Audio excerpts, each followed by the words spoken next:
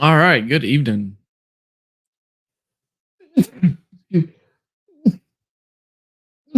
Oh my goodness. I am so sorry. That came on right at the very beginning. That couldn't have been any worse of an introduction. What's going on, everybody? Happy, happy Monday. Holy smokes. All right. Well, let's just dive right on into it. Why don't we? Today, we're gonna talk about something that honestly, it's something that I've harped on a pretty good bit over the past 5 years that I've had my business. Can't believe it's been that long already, but I've kind of harped on it and I've used it as a way to kind of get people to open their eyes.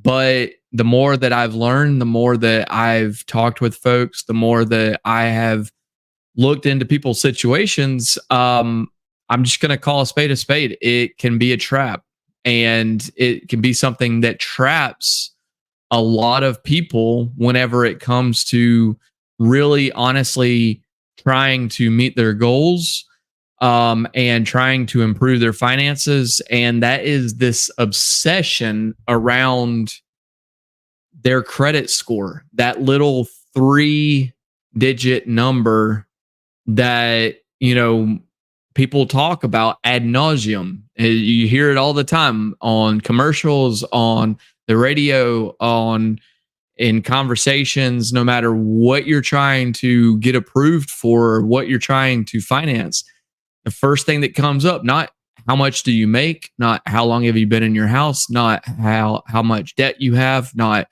how many credit cards you have. It's what is your credit score? Is it good? Is it bad? What is it?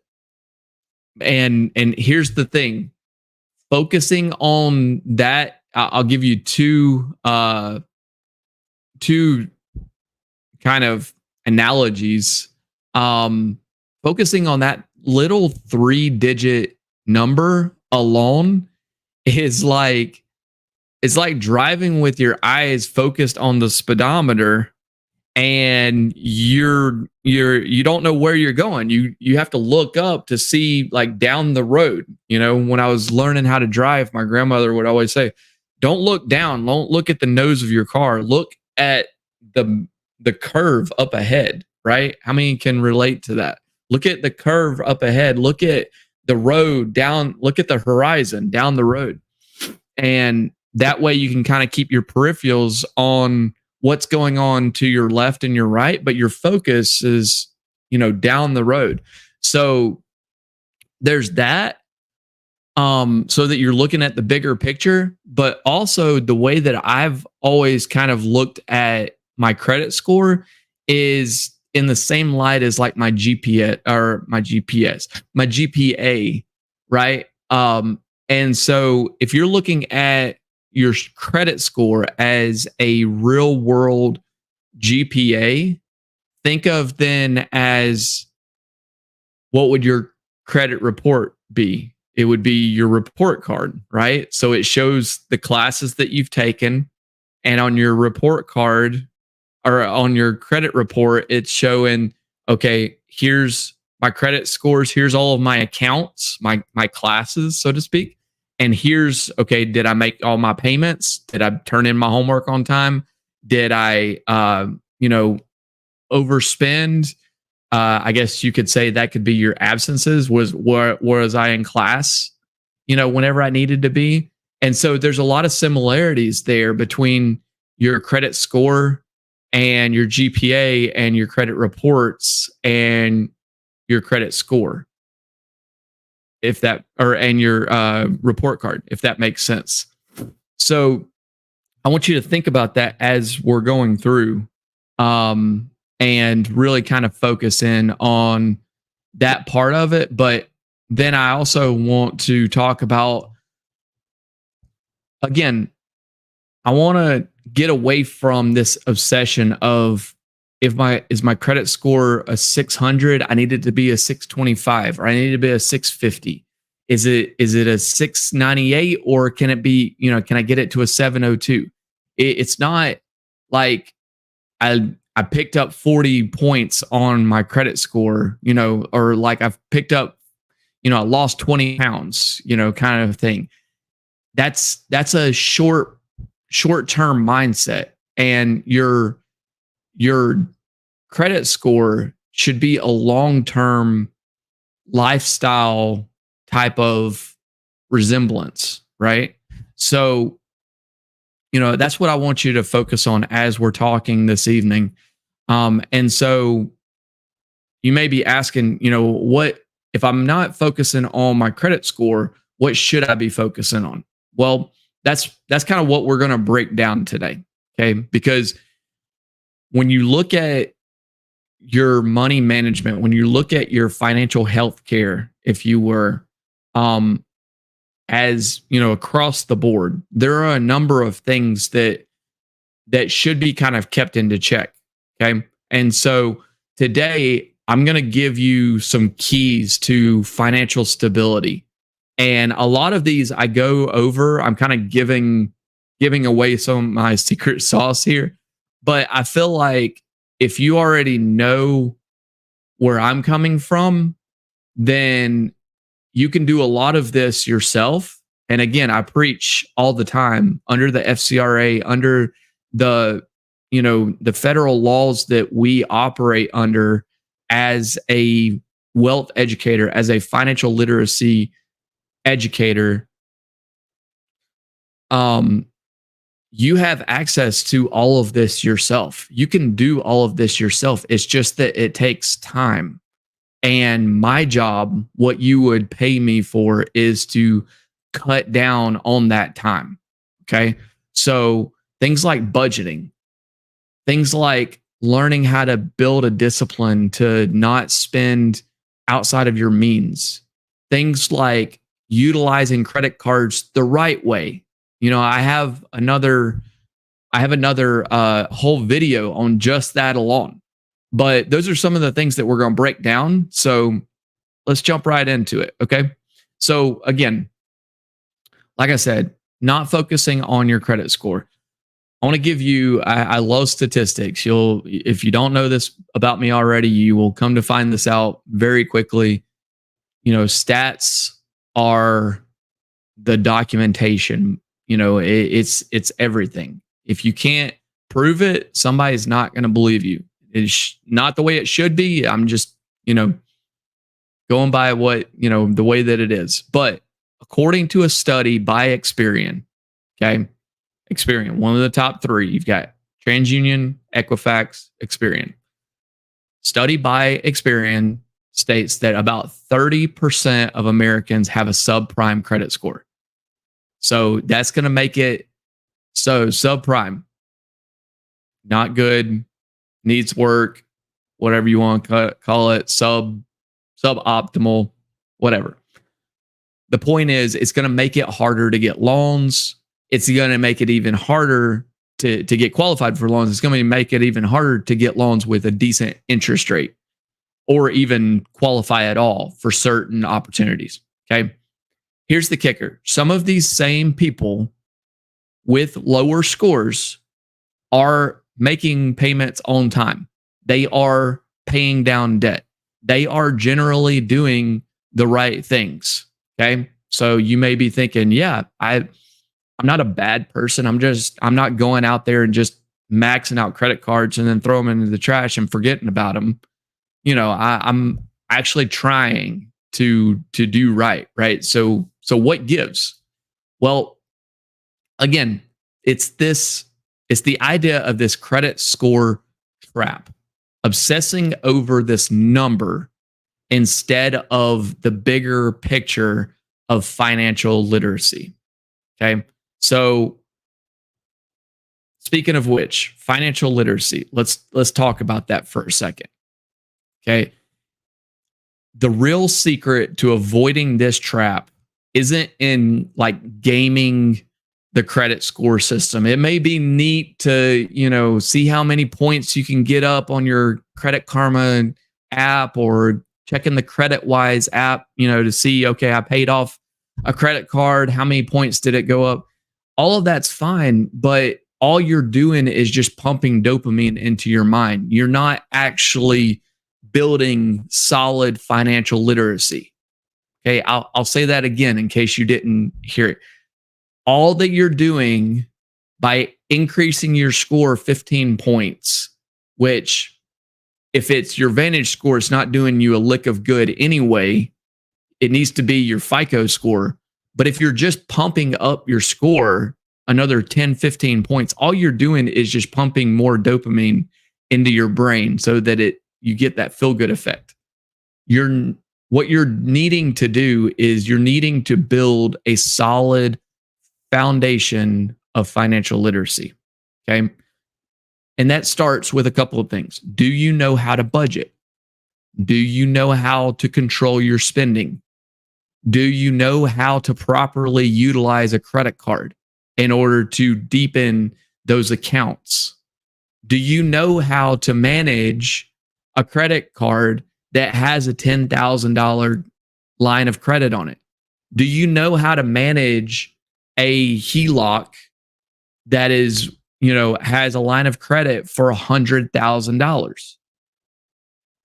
If you don't, you're going to get into crap knee deep, shoulder deep, ear deep, faster than you can say Timbuktu. And so these foundations will get you so much further in life, so much further in opportunities than just focusing on that 3 little digit itself. Okay. I've got another study for you here. Okay. So this is a survey. The National Financial Educators Council. Okay.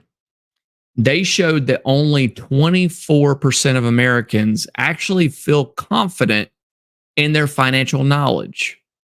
So again, this goes back to budgeting. This goes back to spending within your means, all the boring stuff. You talk to Warren Buffett, you talk to some of these people, it's the boring stuff. It's putting 20% back consistently for 30 years. It's, not letting your stuff fall behind, your payments fall behind, but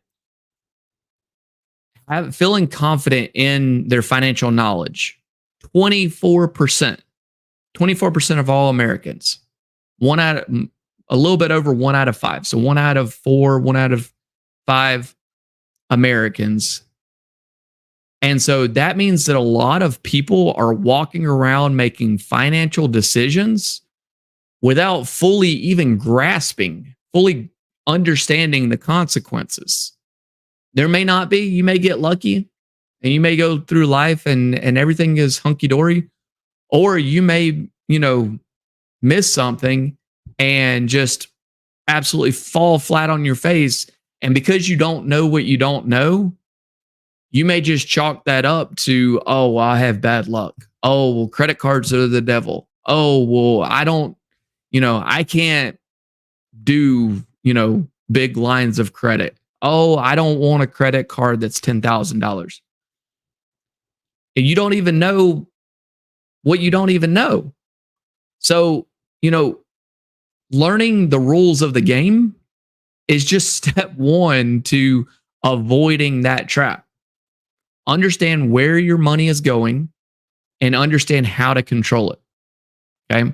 So let's dive into that for just a little bit more. Let's actually break down budgeting. I may go over a little bit longer today, but it'll be worth it, because understanding budgeting and understanding spending is really where the magic happens. I remember when I first started budgeting and really kind of wrapped my head around it, for probably a good 6 to 8 months, in order to really grasp and really ingrain my budget, I would look at it every single day. There are some people out there that will say that looking at your budget once a month is overkill. And I would literally look at this thing every single day. There would be some days where I would go in and I would reflect my budget because I have a Excel spreadsheet that I update every single thing down to the penny. It's like running a corporation down to the penny. And if I spent something before it even posted to my online bank account, I would go in and update my budget so that I knew to the penny how much I had between now and the following Friday when I would get more money put into my account from being paid from my job. That's how meticulous I was. And that's what it took for me to get out of debt. That's what it took for me to learn how to budget. That's what it took for me to personally learn to spend within my means.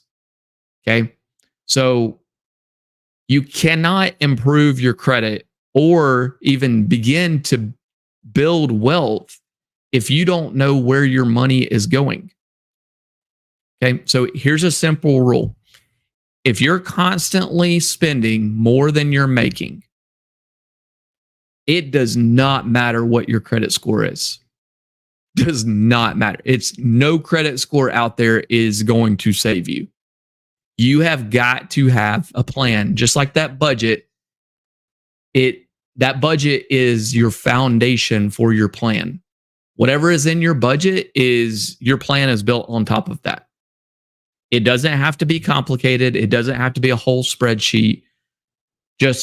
It can be even just a notepad. Write down your income, write down your expenses. I have a whole nother video that I can share with you about how to go into that, pull your bank statements and all this kind of stuff. But the short story of it is look at your income and do it over a month, do it over a quarter, 3-month period, but then look at your expenses and then look for areas where you can cut back until you really have a grasp around what is going out from what is coming in. Okay. So I like to put it into 3 buckets: the needs, the wants, and the nice to haves. And again, I have a video that goes into all of that. So I won't go into all of that right now, but just know that having that budget is what you then build your spending plan on top of. Okay. Now let's kind of pivot a little bit because I want to talk about a couple more things before I run out of time. But the second thing that I want to talk about is credit cards. This is also where a lot of people get tripped up. They think they're doing well, making the minimum payments. Even if you're not, it may be, they think, well, if my minimum payment is $32 and I'm making $35 payments, then that's enough. It may be if your bill is only, $36, but, sometimes that doesn't cut it if your bill is $120, $150. Another thing is using credit cards to build points. If you're spending just to kind of accumulate those points, again, I was there. I made that mistake. Didn't make it for very long, but I made that mistake. Without the right strategy, you end up in that cycle. And that's how credit cards get maxed out. That's how they go into collections. That's how they go into charge-off status. That's how you get served papers. It can happen in the blink of an eye. You max it out and you say, well, I've got 3 weeks to pay it off. And 10, 12 of those days come and fly by in the blink of an eye. And now you're like, I've got 3 days. I got to pay this off. And then that passes. And then you're like, 30 days. I can make it. Okay. 30 days. It'll be 1 late payment, but I know Jordan will help me get that late payment off. And then 30 days come and go. And you're like, okay, I'll get it done within 45 days. 45 days, and I'll have it all paid off. 45 comes and goes. 50 comes and goes. 60 comes and goes. You know, after 120 days, they write it off. They send it to collections. They close the account, and all that payment history and everything you've done to try and so hard is gone. Gone. And now all of a sudden, instead of some late payment history that you're coming to me to get removed, you're going, hey, how can I get this collection removed? And it's like, you might as well, just say, hey, how can I restart building my credit? Because that's where you're at. So not to be a Debbie Downer, but again, it's staying on top of these things. Okay. Another statistic for you. The average American household carries about $6,000 in credit card debt. With interest rates, get this, interest rates sometimes hitting 20% or higher. And I don't know if y'all know this or not, but interest rates on credit cards accrue daily. Yes, I said that right. Daily. So if you've ever heard the trick, you take your credit card payment period and you cut it in half and you make half the payment first and you make the other half a couple of days before the due date and blah, blah, blah. And you save all this money. You're still accruing interest between the first payment and the second payment. I don't know if you know that or not. Not as much because it's off of your balance. And if you make your payment, then or if you make half of your payment, then that half is not accruing. But guess what? It's still accruing on the other balance that you have. Okay. So just something to think about. But here's something else to think about. Here's the key, okay, for this section. Credit cards are not the enemy. Okay. They are a tool, just like a dollar bill, just like $100 bill, just like a check, just like a debit card, just like a bond is. It's a tool. Okay. And if you use it correctly, it can be an amazing tool. Always pay more than the minimum. And if you can, pay off your balance in full each month. That way, you're getting the full benefit, but you have to use it correctly. And if you do, some amazing things can happen. You can get cash back. That can supplement your vacation fund. That can supplement your emergency fund. You can get rewards. I know there's a lot of hotels out there that are giving amazing perks. You can get Sky Miles, you can get free trips, but it starts with paying it off once a month or each month and not letting everything roll over and not getting slammed with that interest. Okay? Even if it takes the amount of meticulousness of saying, okay, if I put this charge on this credit card and doing the calculation so that if I make the payment, let's say for instance, it's a $20, I'm charging $20 to a credit card. And if it's 20%, you can do the math and how long will it take before you have doubled that charge of $20? Okay, you can do that math. But once you hit that chart, you're now paying double of what that original charge was. So you can do the math. And if it takes doing that for you to see, okay, I can't, if I don't make this payment within this amount of time, I'm basically paying double for this $20 whatever, trinket or, service or whatever. And so that's something to think about. Okay. So here's the deal. Instead of chasing a higher credit score, okay, this is what it boils down to. Focus on creating a holistic approach to your finances. Okay. Think of it in terms of your lifestyle. Instead of just going on a diet and counting carbs or counting calories, or I'm going to eat a banana every morning or anything like that, really focus on the holistic nature of what you're trying to achieve. Okay. Understand your budget. Focus intentionally on your spending. Use credit cards as a tool, not as supplementary income, not as a crutch.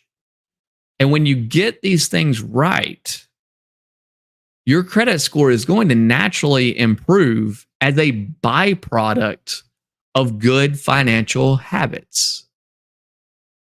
And that way, if you decide that you want to refinance, if life happens and you have to take out a loan for a new motor, or you have to take out a loan to buy new tires for your daughter that's off at college, or if you have to quickly finance, and take out some debt, then you're able to, and you don't have to think about it.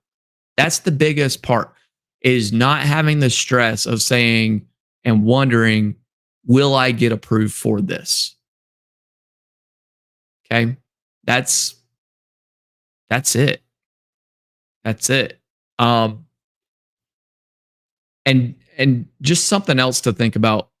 Like in our last conversation, the last video that I did, it was about solar. Okay. Knowledge is power here too. Okay. If you're looking to rebuild your credit, you've made mistakes, you've, ran cards into the ground, you've overdrawn, you've paid late, all that kind of stuff. Maybe you got an eviction, maybe you couldn't pay for a car and it got repossessed. All of those things, just like many other areas of life, are learning experiences. But if you don't learn from them, then you consistently make those mistakes over and over and over. Okay. So it starts with education. It starts with knowing what you don't know and knowing what's affecting your credit. But more importantly, it's also understanding how to manage your finances, your money, your budget, your overall financial health care long term.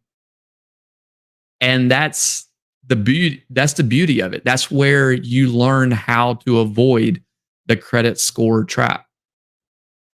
Okay. So I'm not, again, like I said in the last video, I'm not here to sell you anything. I'm here to teach. And if you want to learn more, I have an ebook you can download for free. Just go to credit.dreamlifeinnovations.com. You can find everything from budgeting tools to credit building strategies in there. There's also a whole toolkit you can download. There's a credit builder tool in there. But if you want to learn more outside of that, you can schedule a consultation with me completely free again. And we also do a pretty cool call every Thursday night. It's at 9 p.m. So kids are put to bed, dinner is done. Typically, it's even after all of the baseball and football games are on. So there's not that many distractions. It is on Thursday night. So, you may have to miss for college or for NFL, you may have to miss the first quarter. But hey, you're investing in your future. You're investing in your family's well-being. So you could take a quarter, you could take a half of the game, and just, pick a week when your favorite team isn't playing. It's two no-name teams, whatever. And jump on with us. It's fun. It's only about 30, 45 minutes, about the length of this video.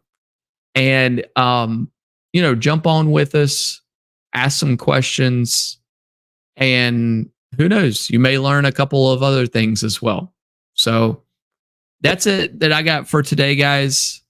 Just remember, focus on the bigger picture, not just on that 3-digit score or code or metric, whatever you want to call it. Financial literacy is really the real key to long-term success. One thing that I would like to ask is, if you found this helpful, if you would just hit that like button, maybe drop a question or a comment, some kind of feedback, something I could do better. And if you want to get pinged, or if you want to get notified whenever I do these again, just hit that subscribe button. And last but not least, let's keep building together towards a better future. I think that together we can definitely do that. So until next time, I will see y'all around. I hope y'all have a great evening. Talk to you later.